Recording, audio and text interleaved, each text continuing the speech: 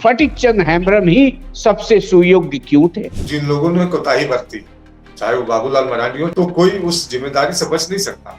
क्या सारा दोष नंदू घोष, हेमंत सोरेन को दोषी करार देने से मामला सुधर जाएगा? जो पास्ट है उससे सीख लेते हुए इन चीजों को सुधारने की आवश्यकता थी कि जो दाग उनके दामन पर लगे हैं वो दाग कम से कम हमारे सरकार पर न लगे। कि हम अगर चुप्पी भी लगा जाए तो आप जैसे पत्रकार तो यही कहेंगे कि दोनों की मिलीभगत है, सत्ताधारी दल और विपक्ष की, इसलिए दोनों मौन साधे हुए हैं। कम से कम कठोर कार्रवाई हो, मैसेज जाए।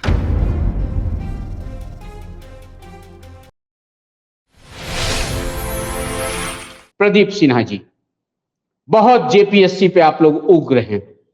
सिर्फ 6 साल की ही बात क्यों, पूरी बात क्यों नहीं करते हो?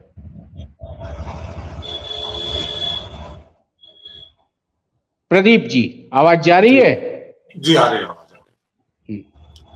जी आपने जो सारी चीजें रखी, मैं जी। समझता हूँ कि सारी चीजें स्पष्ट कर दी आपने, और फिर इसमें कोई बहानेबाजी की कोई गुंजाइश नहीं बचती है कि इसने किया उसने नहीं किया।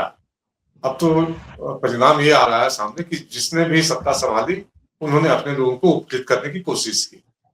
तो इन राजनेताओं की जो जवाबदेही थी कि जो नियुक्ति के लिए संस्थाएं हैं उसको बिल्कुल पवित्र रखा जाए, राजनीति से दूर रखा जाए, और अगर उन्होंने एक काम सफलतापूर्वक नहीं किया, उसमें जानबूझकर गलतियां की गई, तो मैं समझता हूं कि राज्य की जनता भी ये सारी चीजें देख रही है, और किसी के आरोप प्रत्यारोप लगा देने भर से मैं समझता हूँ कि आप न किसी को दोषी ठहरा सकते हैं, न किसी को आप दोष मुक्त कर सकते हैं।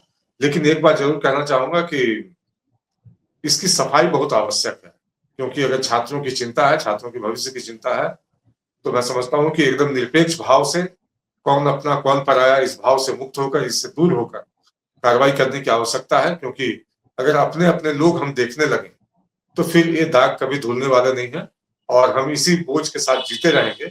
और जिस तरह से जगहजाई होती है जेपीएससी को लेकर बाहर के राज्यों में कि कुछ भी वहां हो सकता है सेटिंग के बल पर या पैसे के बल पर, तो इस कलंक से अगर मुक्ति पानी है तो सभी राजनेताओं को, मैं समझता हूँ कि अक्रॉस पार्टी लाइन एक बार कम से कम आत्मावलोकन करने की आवश्यकता है कि इस दाग से हम बाहर निकलें या फिर इस दाग को अपने कंधे पर ढोकर चलें।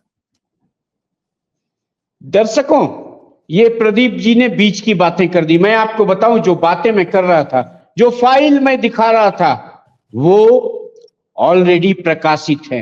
एक पुस्तक है, हमारे लोग उनको स्क्रीन पे दिखाएं। एक पुस्तक है जिसे वरिष्ठ पत्रकार अमरेंद्र कुमार ने लिखा है। पुस्तक का नाम है नीले आकाश का सच। जी हां, नीले आकाश का सच ये पुस्तक है। मेरे हाथ में भी ये पुस्तक देख रहे हैं। इस पुस्तक में झारखंड गठन से लेकर अब तक क्या हुआ था, पूरी चीजें एकदम ब्लैक एंड व्हाइट में दर्ज है। और इसी पुस्तक में उन फाइलों की प्रविष्टियां भी डाली हुई हैं, वो फाइल्स भी डाले हुए हैं जिसमें स्पष्ट उल्लेख है कि बाबूलाल मरांडी जी ने 11 महीने तक फटिक चंद हेम्ब्रम को अध्यक्ष बनाने के लिए जेपीएससी के गठन को टाला था।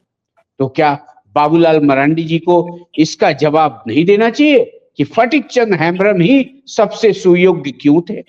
बाबूलाल मरांडी जी ने एक अनुभवहीन लेक्चरर को, जिसके बारे में गवर्नर और तत्कालीन चीफ सेक्रेटरी वीएस दुबे ने भी प्रतिकूल टिप्पणी की थी कि उन्हें अनुभव नहीं है, अनुभवहीन को बिठाया था। क्या इसकी सफाई बाबूलाल मरांडी को नहीं देनी चाहिए? प्रदीप जी। जी मैंने पहले भी कहा कि जिन लोगों ने कोताही बरती, चाहे वो बाबूलाल मरांडी हो, चूंकि आपने नियुक्ति के वर्ष से लेकर जब विज्ञापन प्रकाशित हुआ था सबसे सारी चीजें रख दी, तो कोई उस जिम्मेदारी से बच नहीं सकता। और मैं यहाँ बैठ कर अगर लाख सफाई भी दे लूं अपनी पार्टी के पक्ष में, तो आपके चैनल के माध्यम से जो जनता इस शो को देख रही है वो भी हमारी बात को स्वीकार नहीं करेगी, क्योंकि जो सच है वो बिल्कुल सामने है। और इसलिए मैं अपनी बात जो कह रहा था कि अक्रॉस पार्टी लाइन जाकर एक बार इस पर गहन विचार विमर्श की आवश्यकता है कि कैसे इस एजेंसी को बिल्कुल आप कह सकते हैं कि मतलब बिल्कुल साफ किया जाए, और नियुक्तियां जो हो संदेह से परे हो। नियुक्तियों का जब रिजल्ट का प्रकाशन हो तो कोई छात्र उस पर उंगली ना उठा पाए, और ये मामले न्यायालय में न जाए, ताकि जो लंबे समय तक लंबित रह जाते हैं और छात्रों का हित प्रभावित होता है, किसी की एज कट ऑफ जो डेट होती है वो पार हो जाती है, तो इन चीजों से हम समझते हैं कि मुक्ति पाई जा सकती है। के अनुसार निदान क्या है? क्या सारा दोष नंदू घोष, हेमंत सोरेन को दोषी करार देने से मामला सुधर जाएगा? देखिए, अभी जो वर्तमान का मामला है, तो इसके लिए जो लोग दोषी हैं, मैं समझता हूँ कि एल ख्यांगते ने रेजिग्नेशन दिया, उसके अलावा जो वहां पर वो परीक्षा नियंत्रक थे उनके खिलाफ जो सीआईडी की रेड हुई, कई लोग गिरफ्तार किए गए और कल सीआईडी उनसे पूछताछ करेगी। तो निश्चित रूप से वर्तमान सरकार की भी जवाब, ठीक है, मान लिया हमने गलती की, एक बार मान लिया कि गलतियां बाबूलाल मरांडी ने की, लेकिन बाद की सरकारें भी उसी नक्शे कदम पर चले, ये तो आवश्यक नहीं था। उनको तो जो पास्ट है उससे सीख लेते हुए इन चीजों को सुधारने की आवश्यकता थी, कि जो दाग उनके दामन पर लगे हैं वो दाग कम से कम हमारे सरकार पर न लगे। लेकिन अगर आप उसी जूते में पांव डालने की कोशिश करेंगे, तो आज चूंकि हम विपक्षी दल में हैं, तो प्रश्न हम भी खड़े करेंगे, क्योंकि जब हम सत्ताधारी दल थे तब हम पर भी प्रश्न खड़े किए जाते थे। इसलिए जो हमारा दायित्व है कि हम अगर चुप्पी भी लगा जाए, तो आप जैसे पत्रकार तो यही कहेंगे कि दोनों की मिली भगत है, सत्ताधारी दल और विपक्ष की, इसलिए दोनों मौन साधे हुए हैं। लेकिन अगर हम बोले भी तो फिर आप ये कहेंगे कि नहीं, आप तो सिर्फ हेमंत सोरेन के 6 वर्षों के शासनकाल पर आरोप लगा रहे हैं।